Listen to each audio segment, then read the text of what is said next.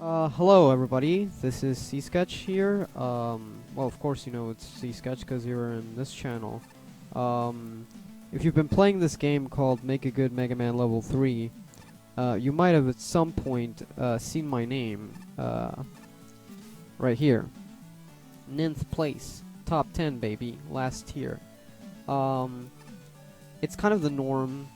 Well, I don't know, it's not actually that common, but I feel like, you know, all the cool guys tend to do dev commentary videos or streams or whatever, where they speak about their level.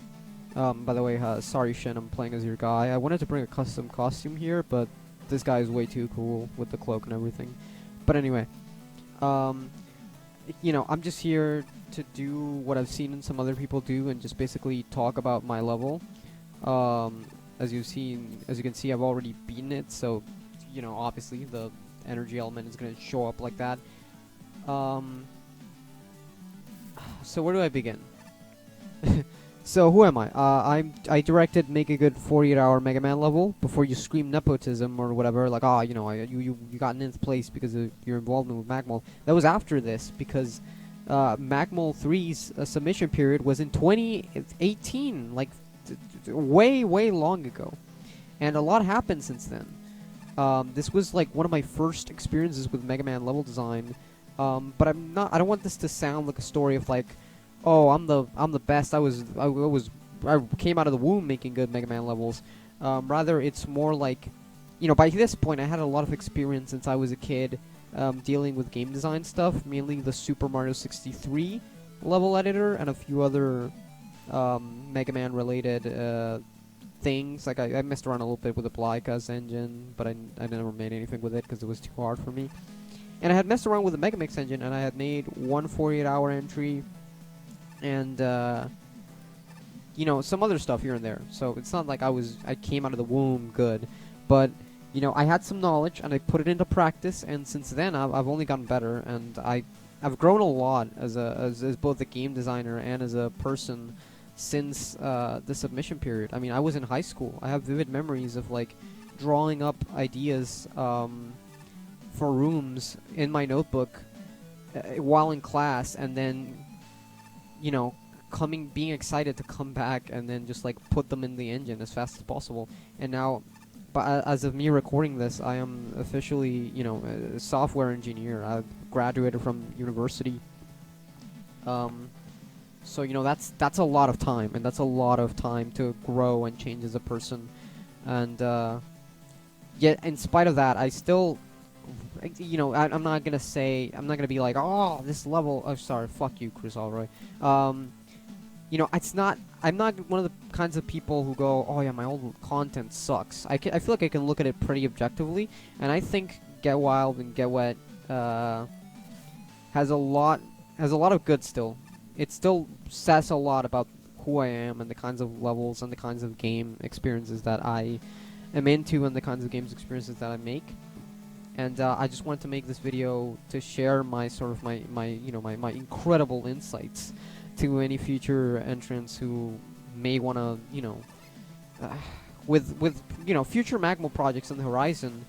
Not exactly MaGMML 4, but you know, I wanna make something like this so I can like share my personal perspective, because when I saw the MaGMML 2 Hauntman dev commentary, if you don't know, Hauntman was a very high placing MaGMML 2 entry, and at the time one of its creators, Freems, Will Freeman, this video is lost media now. I checked with them. It's lost media because it got deleted.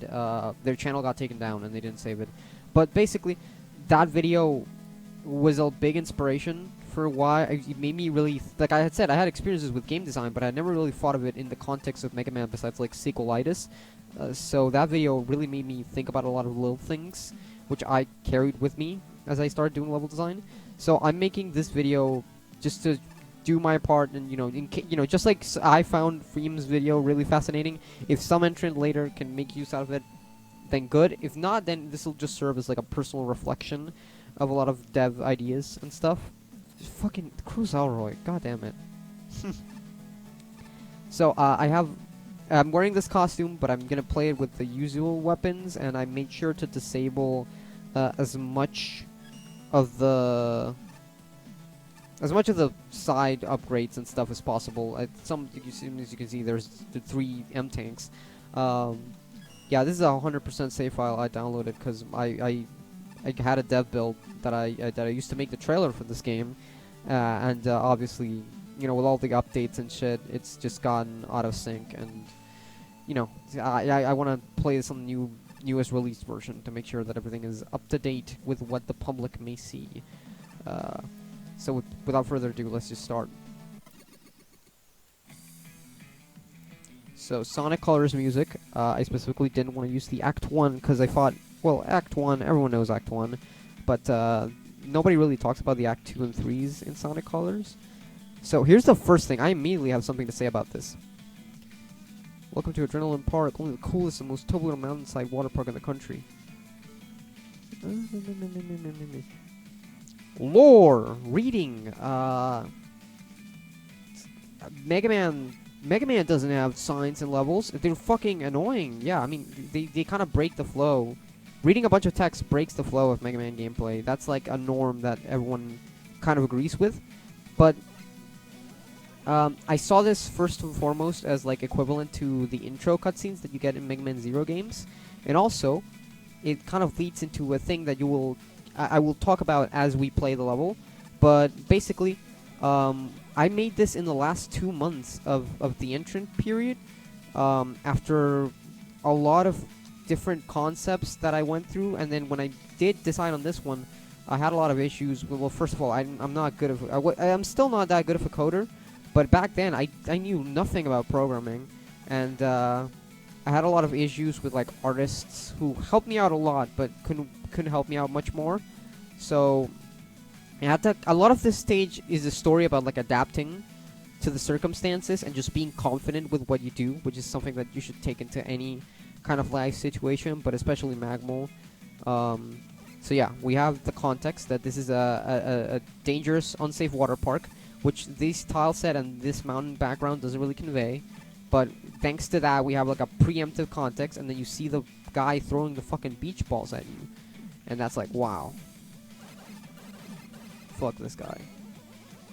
So then we have this fucking place. I'm getting fucking owned. Oh my god.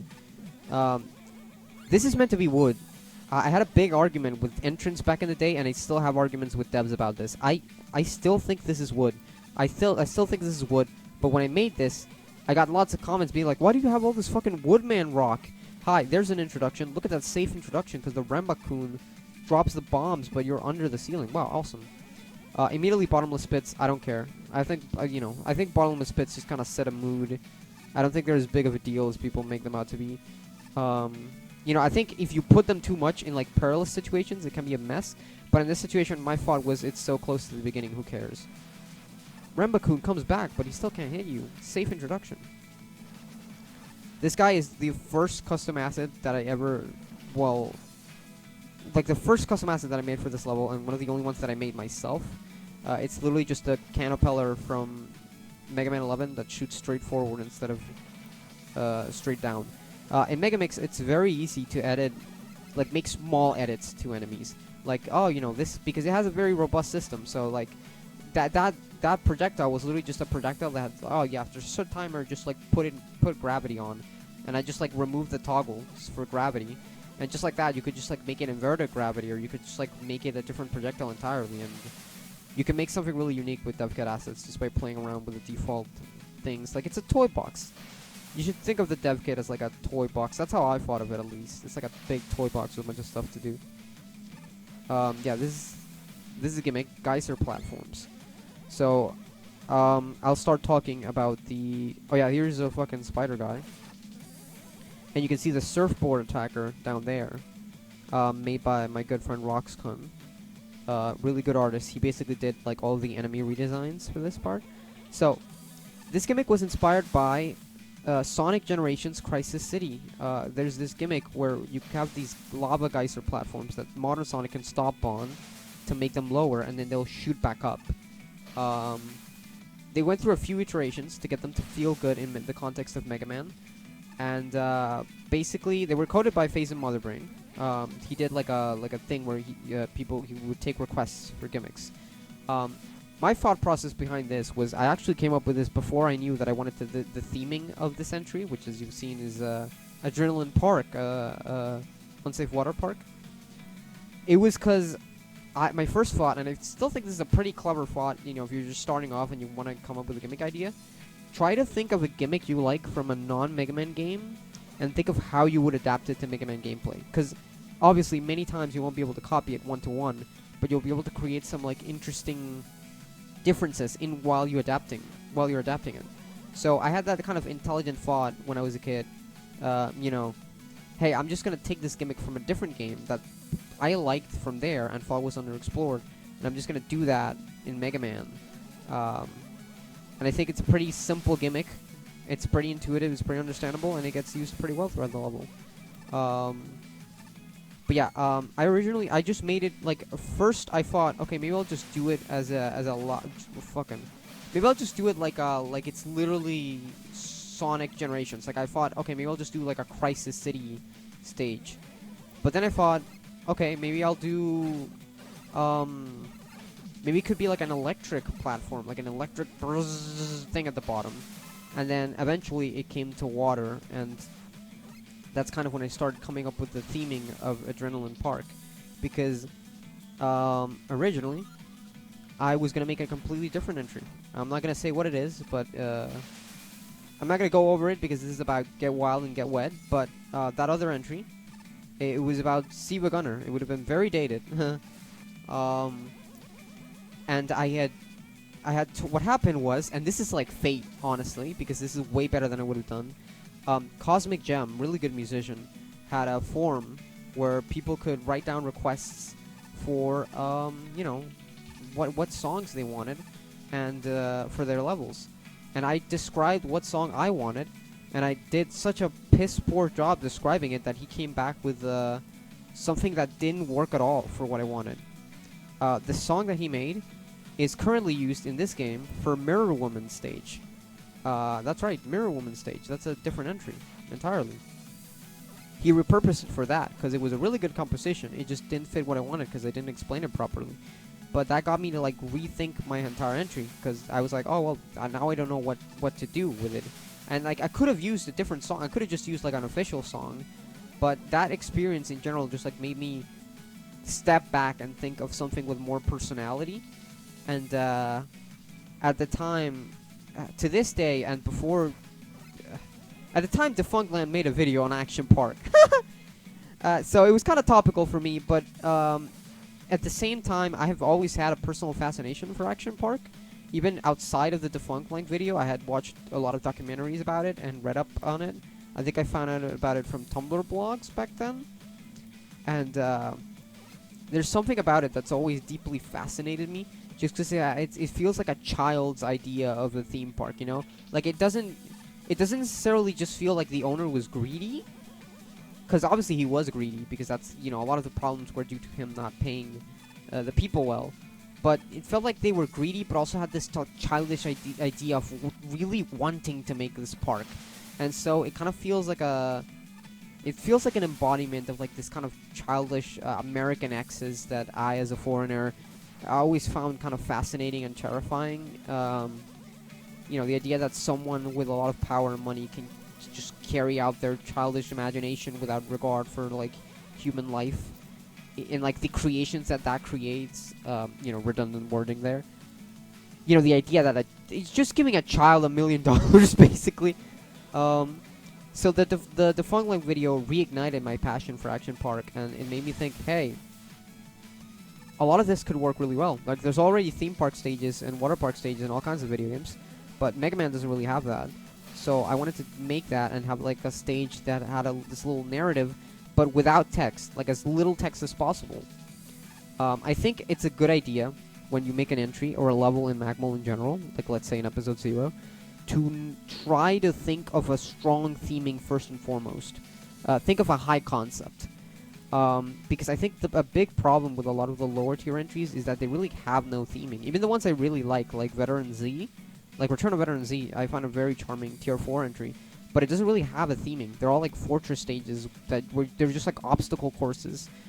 Or you'll have some that are just like Brightman Redux, Hoarded Man got a new stage where it's literally just an existing Robomaster stage.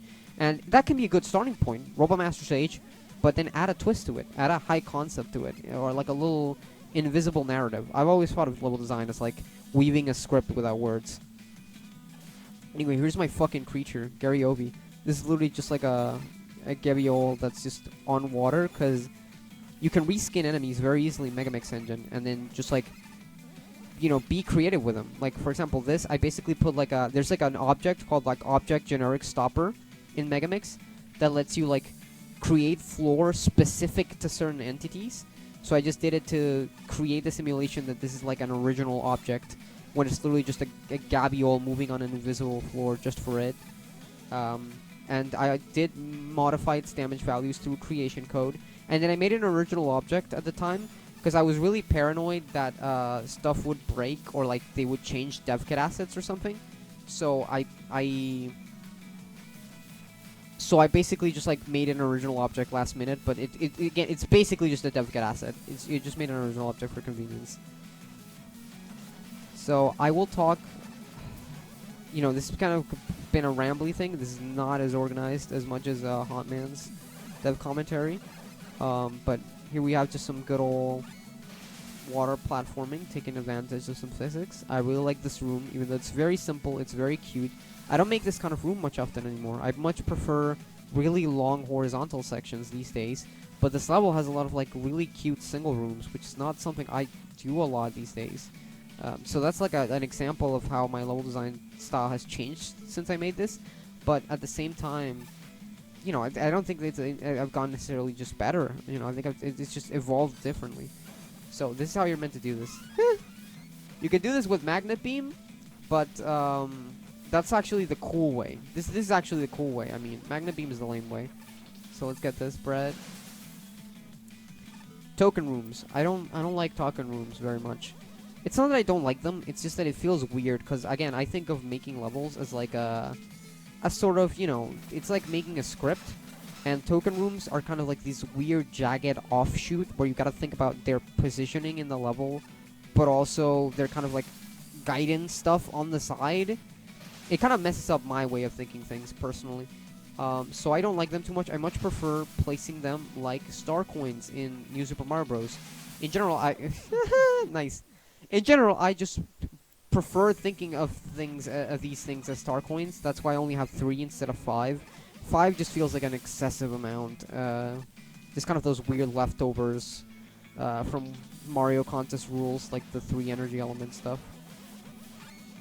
But yeah, as you can see, and I've talked about this, a lot of this is very simple. Like, you know, there's some original tiles, but there's a lot of reused tiles from existing Mega Man games. Like the background is from Stone Man. The water here is from Splash Woman stage. And the reason it's Splash Woman water is because I didn't know... I kind of knew, but I was kind of scared of how object tile animation worked in the engine. Like the object that makes the tiles animate. So I purposefully wanted to make this stage have no animation, so I wouldn't have to worry about that. And it does feel kind of static when you notice that, but I think for the most part, it kind of just blends in. You know, I don't think it's that noticeable. But again, this is just examples of like, I didn't know a lot when I went into this contest, but I just decided to just kind of do what my heart felt right, and just kind of adapt it to the issues as they came.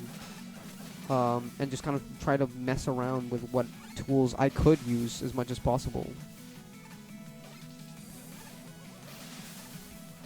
Score, nice.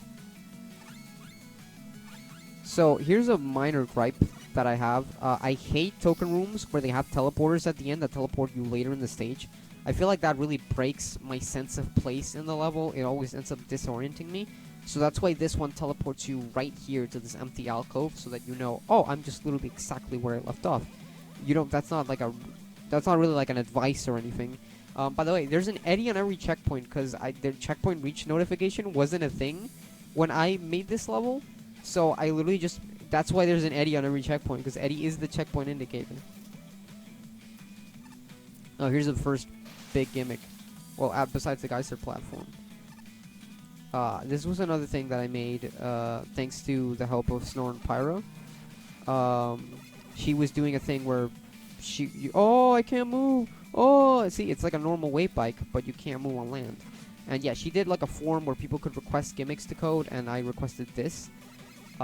It's literally just a wave bike reskin. I made the reskin, and it's just a wave bike reskin that doesn't move on land. It's based on a gimmick from Mega Man Rocks. In Mega Man Manatee stage, it has a thing that works exactly like this, and I liked it. So I just wanted to copy that because I thought it would be a neat way to have a very simple, like, it would allow me to just design a basic wave bike section, but I still added like a tiny, tiny twist to it that would make it stand out in the eyes of the player. These guys are literally just, yeah, I was like, I tried to be kind of utilitarian with the enemy set that I picked, but I was like, hey, I could reuse these guys outside of the wave bike sections, and they're basically turrets, and it's justified in universe because they work just like you. Like they're bumper boats. They're bumper boats. The bumper boats don't work on land for you, so they don't work on land for them. And now here's where I start getting experimental. Just a brief ramble about my level design style, as you may have noticed. I like to introduce stuff fast with a level of confidence in the player.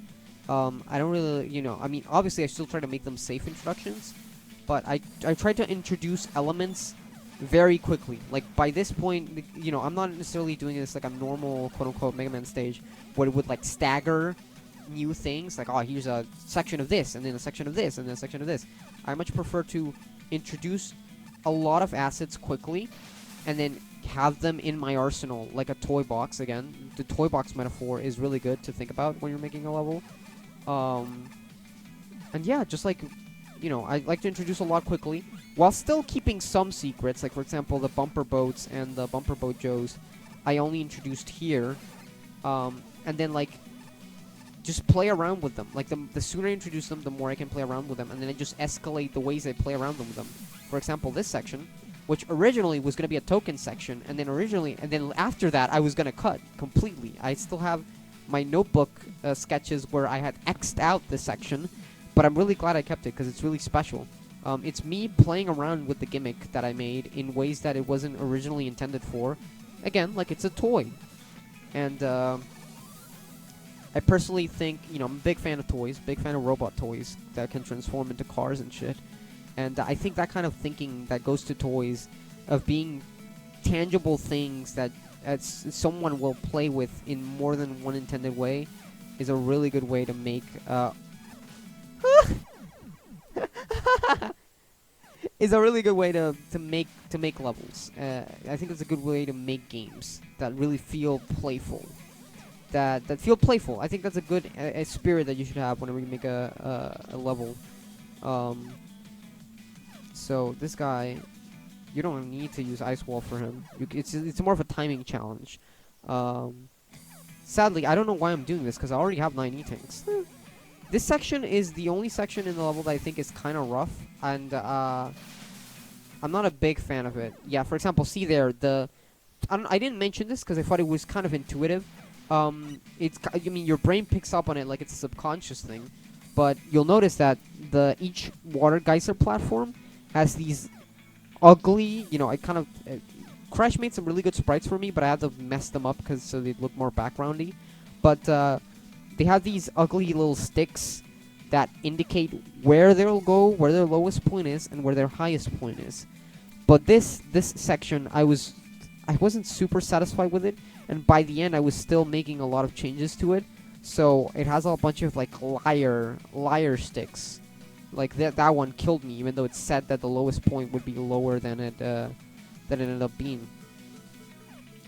I wanted this section to be designed around Water Shield because I was fucking stupid when I was a kid, and I thought this was a good weapon and not complete ass.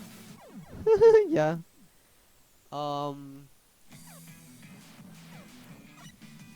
Let's see if I can do it Buster only. But yeah, I'm still not a big fan of this section, and I vividly remember, yeah, as you can see, Yoshi Adam had tested the level in the last days before I submitted it, and she said, hey, this stage is really good, except for this section. And I said, I agree. but I can't think of how to make it better. And in hindsight, it would have been really simple to make it better, but, you know, I think it's just a bit too punishing, you know? It's got, you know, a lot of instant death all at once, and I don't think people like that. And I don't like that either, when it really feels like it's a challenge where it's just, oh, you know, do it right or you die. And, like, it's not that, it's not even that long, but it kind of feels like an ugly sword to me. But it's good that it exists. I just think I could have been a little more lenient, because its purpose is basically to, like, bring you back to another quote-unquote basic example of what, of how these, Geyser platforms are meant to be used. Because you had the big set piece just then, where you had to go down, and now you have this one, where it's this big climb, and you have these side solids, which I didn't really introduce them, because why would you? They're just kind of like an inherently visual thing. This little challenge is fun, because this guy kind of like blocks the canopella. This is one of my favorite little bits. A lot of it, I'm not really talking about the level design itself, I'm noticing. I just kind of feel my heart flow when I make levels. It's like a little script, like I said. You gotta just escalate things, and just keep in mind that number one thing is fun.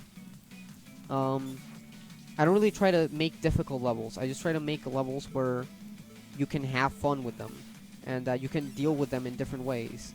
For example, there, I actually played this little challenge by jumping around and trying to kill the guy, but I could have used any of my weapons to you know, stop this. I could have used the ice shield, the ice wall, to kill the guy instantly. In general, when I try to make a level, I always try to make sure that there's at least 2 ways to do any given thing. And, like, sometimes I try to make it so there's 2 ways to do any given thing, and then there's the weapons, if that makes sense. Like having little alternate paths or whatever. I just think the more ways you can do a level, the more fun you can have on replays. Not just for the entrant, not just for the player, but for, like, you yourself as a developer. You can do this. Oh, I messed it up. If you press jump right as you slide off of that, you can skip that whole thing. You can just, like, do a slide jump mid-air and just grab onto the ladder. And that's intentional. Someone else found it. It was Fabian. And I said, that's funny. Keep it in. I'll keep it in because, you know, it's a neat speedrunner trick. And if you want to deny yourself the spectacle, then that's on you. There's a secret here. It's just an invisible Yashishi. I just thought it would be cute. I think something important, something that I really like in old video games, is a sense of mystery. Like, there's a really sense of mystery with a lot of little things. And part of it was kind of a practical thing. For example, Akira Kitamura, creator of Mega Man, said that he added secrets like the birds in Mega Man 2 because if you added they told you, oh nice, they told you when you were a game developer back then to add secrets so that it would get talked about in magazines and stuff. So that's the practical reason why a lot of old games had mysteries like that. But I think they just kind of add a little bit of depth to a level, and that's why I like adding little details that a player might not notice on their first run. Like, that's part of why I'll have the you know, the ice wall weakness for the Garyobies and that little thing. And I'm getting my ass handed to me. I'm gonna use an E-tank. And in general, just like a sense of playfulness. Oh my god, why am I sucking at this? Ah! This is such a bad dev commentary, wow. I'm a fucking faker over here.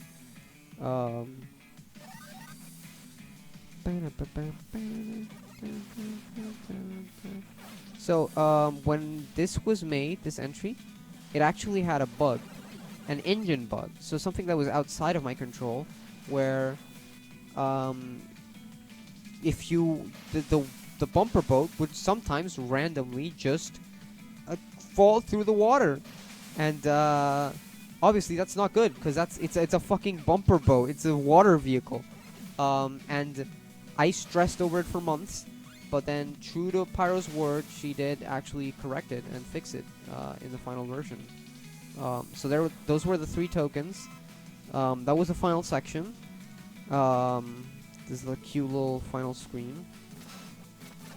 It's kind of odd.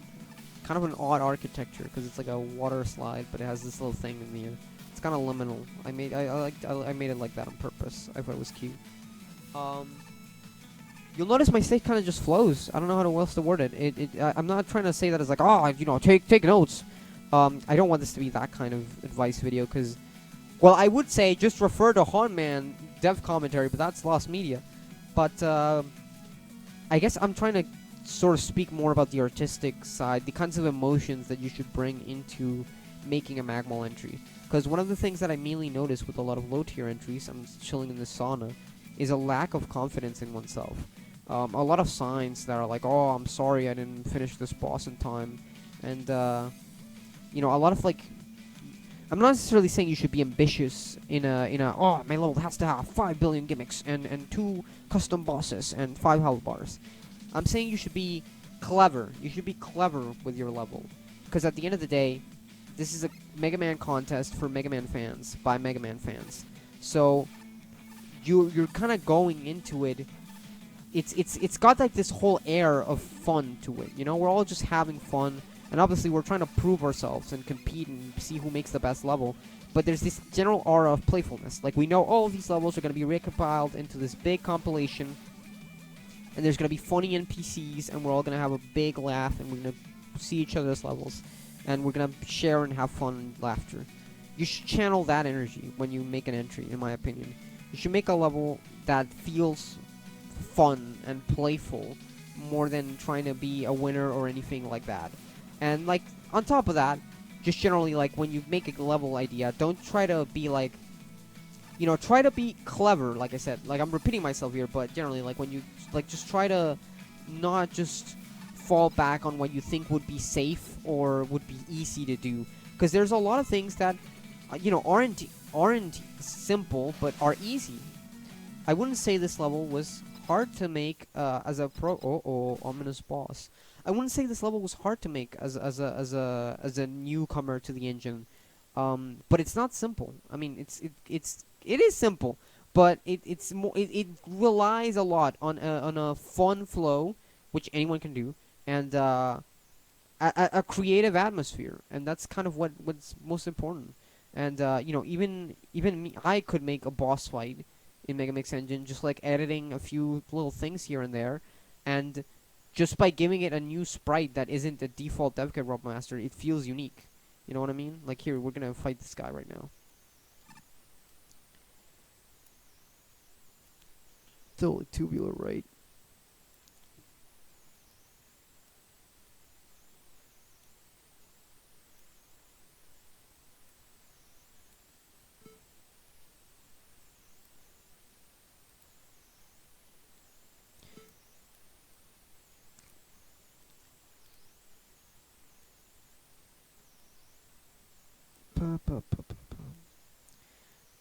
Yeah, see, so, you know, it kind of calls back. It's like a response to the, you know, it's kind of like a response to the original text at the start of the level.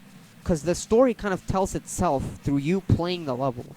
I kind of expounded on that, but also, like, you know, when I made Mojo Dojo in Make a Good Mega Man Level Episode 0, I kind of went back to the same concept, except with Big Fish, we did put a lot more NPCs. We basically did the same concept, but if there was a sign on every checkpoint. But there it was a bit different because it was like an escalating bit. But generally, you know, you don't need to have some crazy like narrative throughout your level like this. Just a concept that gets expanded on and like wrapped up, because that's how Mega Man levels work. Like when you boot up a classic Mega Man game, you see Quick Man on the fucking stage select, and you go, oh, this guy's stage must be about being quick. And then you click on it, and you see the guy's face, and it goes, Quick Man! And then if it's Mega Man 6, it'll say, like, the capital of science, and you'll go, okay, this stage is going to be the capital of science. And that's the concept that you go into the stage with, and gets resolved as you play the stage, wrapping up with the boss himself embodying the themes of the stage. This is me, Mr. Adrenaline. I'm dead. I'm an old-ass dead man. In the context of my own entry. I was gonna put the Ghoul School corpse here, but I forgot. This is just crediting all the people that helped me out, and you know, thank you all of you for your support. Like generally, I only got this far thanks to all of you, and that's another thing, very basic, but don't keep your entry to yourself. It's very, like, I wouldn't have gone this far and come up with all these ideas and stuff like that if I didn't constantly talk in the entrant channels, and I didn't constantly, you know, play other people's entries, and we all brainstormed together and made jokes about our bosses. There's an invisible tile here because I changed this last minute, and like, I had these people who were willing to help me out, and who were willing to test my level and help me make it the best it could be, because I was involved with the community. I wasn't some weirdo ghost, or I wasn't trying to, like, hide my level so it could surprise everyone at the stream results or whatever. I wanted to make a fun level, and I wanted to, you know, share and partake in this experience with everyone. So, this is the only part of the stage that has animated tiles.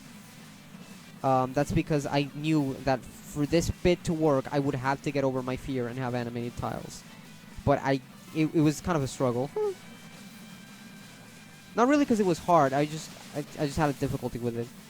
You'll notice that this actually moves on the... Like, the idea for this was, okay, now the whole floor is covered in water, so the bumper boat restriction doesn't apply anymore. It'll just keep going straight forward, so it can really feel like a high-speed, fast, actionly finale to the level.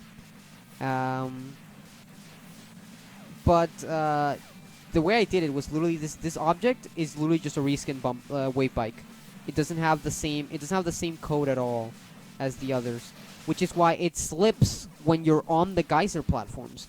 You'll notice that in the other two bumper boats, they stay still on the geyser platforms, but this one actually keeps on moving, which is kind of a shitty, like, it kind of changes how it works on you last minute, and that kind of objectively sucks.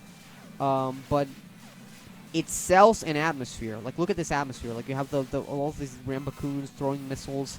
It really makes it feel all panicky and chaotic and shit. Sorry, my bad. And you're seeing all this shit, and it feels like chaos. It feels like panic. And it helps the vibe. You know, the fact that I'm moving so fast that my bumper boat is like slipping and still moving even on the platforms. That even that little bug kind of just like fits in and becomes part of the experience because it's done with confidence. Yeah, see, I tied it all together in a little nice thesis statement. And then here's the energy element. A loving memory of a drill man, 1978. Beloved by children, remembered by adults, he will always be in our hearts and an official Adrenaline Park gift shop merchandise. Trademarked.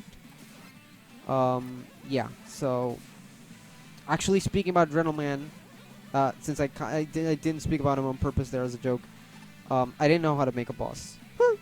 I did not know how to make a boss, and I didn't want to bother learning in time because I wanted to spend all that time polishing the level. So here's the thing, you don't need a boss to make a good Mega Man level. You can just have a cool final set piece like I did, but I still wanted to have a Robot Master, as I came up with the joke, right? I thought that this joke would be like the perfect resolution to the Adrenaline Park bit. It would make everything come together really nicely. So I went ahead and did it. But the important thing was that I wasn't just trying to, I didn't want it to be unsatisfying. That's the important part. You should never try to be unsatisfying. Like, if you want to be unsatisfying on purpose, you gotta really think about what you're giving to the player instead. In this case, I'm denying them a boss fight, but I gave them the 6 set piece instead. But with that, the stage is done. This video is 40 minutes long. I spoke a lot, but I actually spoke very little about the actual specific level design. Hi Shinryu. Yeah. So why did I make this? Well, I kind of said it at the start, but I just kind of wanted to talk because I like hearing myself talk. And this video has been kind of 10 years in the making for me. 8 years, actually. Because, as I had said at the start of the video, not the start of the video. I said during the last bumper boat section that there was a bug that was in the version that I made this stage with. That broke the bumper boats. It made them break with like a 50% chance. It was a really random, like, breakage. And I didn't want to record a dev commentary and risk it happening. Like, so I just told myself, okay, I'll wait until MaGMML3 is out, and then a lot of trials and tribulations happen, and a lot of things happen in people's lives, and you know, the world changed a lot in 8 years, and now MaGMML3 is out, and I got to contribute to it existing and being out as a release, and in a way that feels like fate too, kind of like how, you know, all of the circumstances and the cosmic gem mess up led to this stage existing in the way that it was.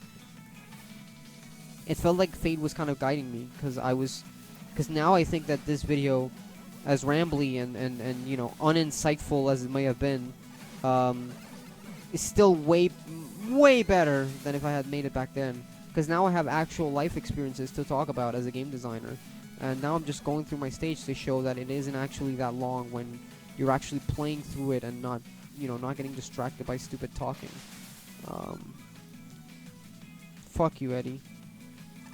So, now I'm just gonna talk about some... Since this video's already fucking 40 minutes long, apparently, according to the recording, I'm just gonna start talking about some unused concepts. Because originally, I did want this to have more custom assets, but, you know, I couldn't make them happen, and so I just adapted, and I just confidently made this. I don't know if you noticed, that little bit has, like, a shield attacker at the top, then another a little bit lower, and then finally the one comes out from the screen, so it kind of prepares you mentally. I have to sneak in little bits of me actually talking about level design into this. So, yeah, so originally I had a few extra ideas for enemies. One would have been an enemy called Stomper Joe, which would have interacted with the geyser platforms. Since, again, when I think of a gimmick, I think of them as toys, and I want to, like, have them have a main purpose and then think of how I can fuck with them in other ways. So Stomper Joe's gimmick is that they would have been a Joe enemy with big boots, and they would have done this. They would have jumped down, and then they would have pressed down on the geyser platform with their big boots. And then it would have remained held down until you killed the enemy, at which point it would have gone off. So they would have been going around, or until he jumped off. Like, it would have been, like, jumping around like that, like I just did. The whole point of them was that they would be jumping around and, you know, fucking up the setups by triggering the geyser platforms at the same time you were doing it. So that the point of that was to justify some quirkier setups over bottomless pits, which in hindsight wasn't a good idea. I think that would have added way too much insta-kill and also way too much complexity. As you'll notice, the stage has kind of a very neat... You know, it has the main purpose of the geyser platforms, which are done in the horizontal sections, and it has this big gimmicky section, and then it has this section, which is another return to form, like the final quote-unquote normal geyser platform, and then it's just this fucking section, and then it's just, you know, it's another big set piece, and then it's just. It kind of is combined with the bumper boat gimmick, you know, the classic, combine the gimmicks, but it's done very casually. Like, it's more just there as like a, you know, here it is, it's part of the level. Let me see if I can do this. I can do this.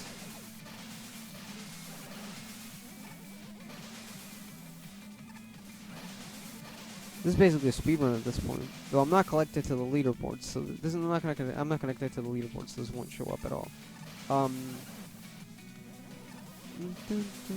These spiders are filler enemies. Don't feel bad to use filler enemies.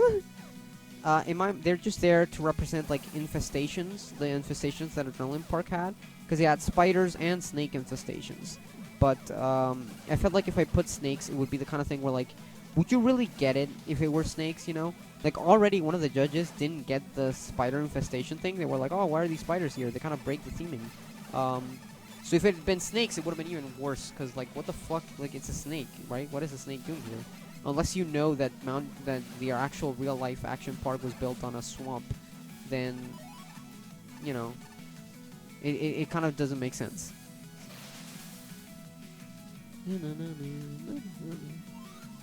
See, what other dev commentary video has the dev playing through the stage twice and saying nothing insightful about the actual level each time? This is real art, by the way. This is how an artist thinks. And you know, you gotta just listen to what I say, right? Because I got 9th place. Fucking 180 entries in this bitch, and I got fucking top 10. So literally everyone that submitted an entry and is beneath me, you have to listen. You have to watch this video and listen to what I say, because my word takes priority over yours. That's the winner's law. Winner takes all, baby. This bit is a bit busy. Yeah, like you can see, the geyser platforms are there, but they're kind of just there. You know, they're just kind of there. You know, it's very casual. I like levels that are just casual about their asset introduction and merging, which is, I already said that in the way that I think of levels, as I think it's more interesting to just introduce things quickly and expand on them. Fuck, which weapon? I think the weakness is, I forgot what the weakness is. I'll just do Thunder Beam. So you couldn't skip that originally. That was a thing the devs added. But to be fair, I did that kind of expecting them to do that. So, just a simple music change. Just a simple music change on some, and you know, some like change in how you design a section can really do a lot. Like for example, like going back to what I said about being clever and playful, being playful with your level. If I had just thought about this as like, here's our final section that's just harder for no reason, it would have been fine. But I thought, I mean, personally, my creative process, I thought that I worked a lot better when I felt that I could, like, put it into words why this section was like this, you know? Oh, the whole park is collapsing, everything's, you know, flooding, you have to escape. You know, like, I thought, like, thinking of it as like that, as, like, a little narrative, made it easier for my brain to come up with a fun, action-y final section, and it led to an entry with a lot of personality. I'm just bragging at this point, by the way. Like, fucking, what do you think I'm playing this level again? I'm just fucking rubbing in everyone's face that I got 9th place. Yeah, baby! Woo!